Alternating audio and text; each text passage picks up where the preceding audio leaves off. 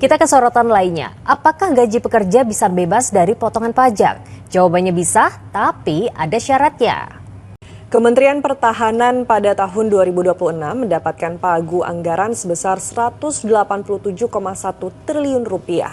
Menanggapi sorotan besaran anggaran ini, Kemhan menyebut biaya kedaulatan itu mahal. Kehancuran di wilayah Gaza akibat serangan Israel membuat warga Gaza mengungsi hingga ke Yordania. Ya, walau mengungsi jauh, tapi warga Gaza di Yordan kondisinya tak jauh berbeda. Mereka butuh bantuan makanan dan medis. Dan untuk memantau kegiatan tim relawan Indonesia yang menunaikan misi kemanusiaan menembus blokade Gaza, kita terhubung dengan jurnalis Harvin Naqsyabandi di Yordania. Kasus pencopotan kepala SMP Negeri 1 Prabu Mulih, Sumatera Selatan oleh wali kotanya berbuntut panjang. Sejumlah sanksi pun menanti Arlan, wali kota Prabu Mulih, baik dari Kementerian Dalam Negeri dan partainya, Partai Gerindra. Baru selesai urusan anak wali kota, kini yang berulah adalah anak polisi. Gara-gara kerap bolos sekolah, seorang siswa yang merupakan anak seorang anggota kepolisian justru memukul gurunya di ruang bimbingan konseling. Seorang pelajar kelas 10 sekolah menengah kejuruan negeri diduga menjadi korban perundungan yang dilakukan kakak kelasnya akibat tidak mematuhi aturan para senior.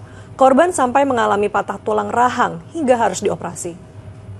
Komisi Pemberantasan Korupsi menahan 5 orang tersangka termasuk Direktur Utama Bank Jepara Arta, Jendik Handoko, terkait kasus dugaan korupsi pencairan kredit usaha fiktif. Akibat perbuatan para tersangka, negara dirugikan sekitar 254 miliar rupiah. Dilaporkan hilang saat unjuk rasa, 2 pemuda ditemukan di tempat berbeda. Ya, mereka meminta maaf karena tidak bilang ke keluarga saat meninggalkan rumah.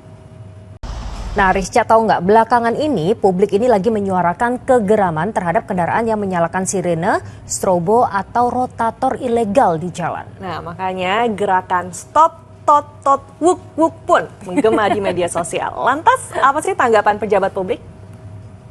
Expo atau pameran berskala nasional yang menghubungkan berbagai sektor ekonomi dari UMKM hingga industri kreatif akan digelar untuk merayakan hari jadi sebuah bank pemerintah. Kegiatan tidak hanya menampilkan hiburan, namun memberi manfaat nyata bagi masyarakat dan perekonomian nasional.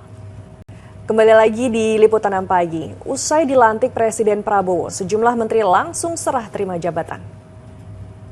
Ya, transportasi publik Jakarta diskon Rp1. Promo ini diberikan dalam rangka Hari Keselamatan Lalu Lintas dan Angkutan Jalan Nasional. Ya, kita lihat seberapa antusiasnya warga Jakarta menikmati diskon transportasi publik ini. Sudah ada Auriga.